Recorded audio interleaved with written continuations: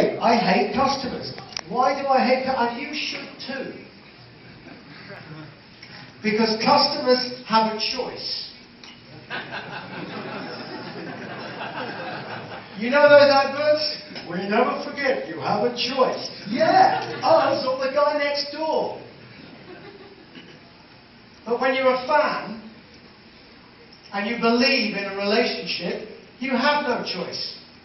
Because, you know, unless you want to get divorced 10 times, you go home, you have an argument with your partner, you don't just leave, well maybe you do. But most times you work it out because you have a relationship. You don't say, I have a customer of my wife.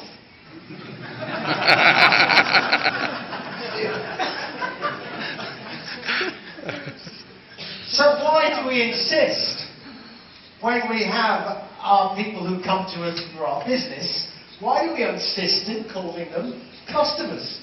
It's insulting. They're people. We have a relationship with them. And if we have a great relationship with them, they become our fan.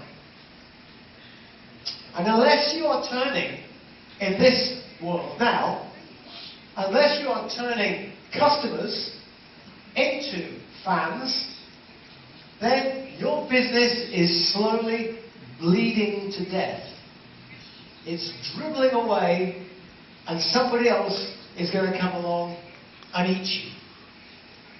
Like fish swimming around in the sea, they sit there, motionless, flapping their gills, comfortable, dumb, happy. And then there's the shark. It doesn't have any gills like a fish. It has to move. Because it has to move, it has to eat. Sorry, little fishy. Bam! It's going to eat you up. It's not personal. It's just making a living. And that's business. And you know that. If you don't know it, you shouldn't be here. So, how do we turn those customers into fans? We explain why it's important. It's kind of obvious why it's important. Look, I mean, our business there with Iron Maiden. Okay, we're a band. If I change one letter, we're a brand. Like Nike, like IBM, like all these other great brands. Nothing wrong with that. Be proud of being part of a really great brand. Somebody said, Iron Maiden, it's not very rock and roll calling it a brand. I said, actually, I don't care. Because I think that Iron Maiden fans understand that we're a brand. What, you think? You think they're stupid? Of course they're not stupid. They spend enough money on our records, on our tickets, on our t-shirts. They're not dumb. They just expect quality. They expect us to do a good job. They expect us to entertain them. And in return, they are loyal, like your favourite football team, or ice hockey team, or whatever it is. But there are limits to that loyalty. You'll tolerate when your team loses. Maybe your team loses a lot. But you'll still tolerate that team. You don't walk away just because of that. As long as you know they have integrity. As long as you know they're trying hard. But if your team suddenly gets bought by some strange foreign gentleman who says they all have to wear makeup and a pink dress, maybe then you think about becoming a customer and you go to the team next door. Or you just don't show up anymore until things start getting moved along. So, having a brand is nothing to be ashamed of. Be proud of having a great brand. And actually, IBM is a great brand. It's changed. Of course it's changed. I mean, I don't know the ins and outs of everything, but obviously you're not making little boxes anymore. Loads of people make little boxes. And it's not actually the little box that makes the huge difference. It's what's inside it. It's what makes your life better. Actually, that's the only reason why we have brands and things like that, is to direct us towards things that make us feel better about our short time on this earth. We should be making things better. We should be making people feel better. Now, personally, I don't spend thousands of pounds on, I don't know, wristwatches and things like that. Because all I want to know is, what is the time? I don't want to make a statement with my wristwatch. But, you know what? If buying a $10,000 wristwatch made me feel better, if I had a spare $10,000 kicking around that I wanted to burn, I'd go buy one. And it would make me feel, I hope it would make me feel great. Nothing wrong with that.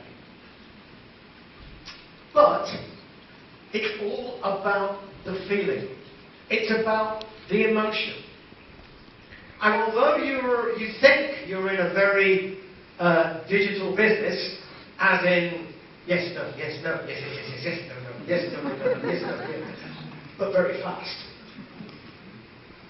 Right? Although you're in a digital business, and everything would seem to be in code at its basic level, actually you're in the people business. You're in the business of emotion. Because it doesn't matter what it is you think you're selling, whether it's a car, whether it's software, whether it's rock and roll music, what you're selling is a feeling. You're selling a relationship. I've got a business to do with aeroplanes. And I was having a very nice lunch, and somebody said, well, how does that work? I have a business that fixes aeroplanes, big aeroplanes, Boeings, Airbuses, that sort of thing, right? Now, I'm not an engineer, but the one thing I realised was that there was a relationship missing because the customer wasn't an engineer either. He owned the airline. He didn't know often one end of an aeroplane from the other. He was an investor. He just wanted to know that things were working okay.